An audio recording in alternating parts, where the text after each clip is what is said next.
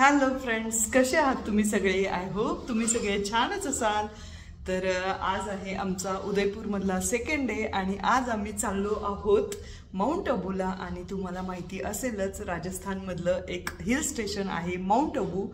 आणि सध्या आम्ही आता ब्रेकफास्ट करणार आहे आणि डायरेक्ट जाणार आहे माउंट अबूला. आणि इथून मला वाटते साधारण 3 ते 4 तास लागतील माउंट अबूला जाण्यासाठी. तर सकाळी आम्ही बरोबर 9:15 वाजता निघालो होतो उदयपूरमधून, म्हणजे आमच्या हॉटेलमधून ब्रेकफास्ट वगैरे करून. आणि आत्ता बरोबर 12:15 वाजलेत आणि 12:15 वाजता आम्ही मध्ये फक्त चहाला थोडा वेळ थांबलो होतो, 5-10 मिनटं. आणि आता आम्ही पोहोचलो माउंट अबूला. माउंट अबू नाही, ॲक्च्युली अबू रोडवरती आहे हे आमचं हॉटेल.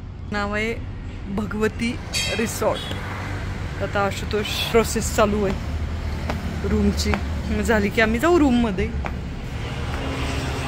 आणि बाहेर इकडं गाडी पार्क केली आम्ही, 4 व्हीलर.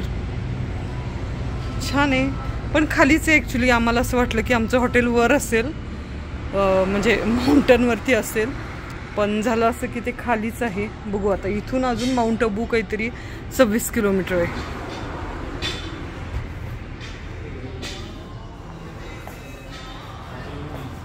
रेस्टॉरंट आहे का इकडं? मला सगळ्यात आधी हॉटेलला गेल्यावर पहिल्यांदा स्विमिंग पूल बघायचा असतो कुठे. आता आम्ही आधी स्विमिंग पूल बघतोय कुठे. पण इथं पण काहीतरी कन्स्ट्रक्शन वगैरे चालू आहे यांचं. संध्याकाळी येऊन बसायला मस्त वाटतं इथे. इथं आहे स्विमिंग पूल.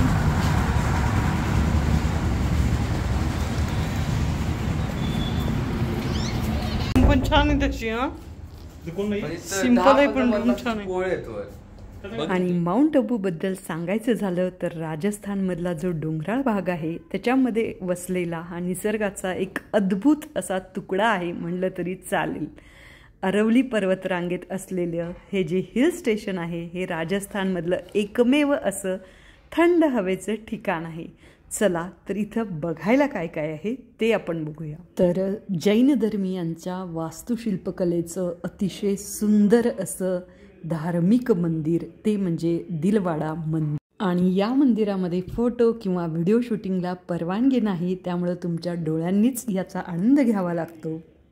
इथल्या संगमरवरी दगडावर केलेली कोरीव कामं इतकी सूक्ष्म आहेत आणि ती इतकी सुंदर आहेत की आपल्या डोळ्याला विश्वासच बसत नाही.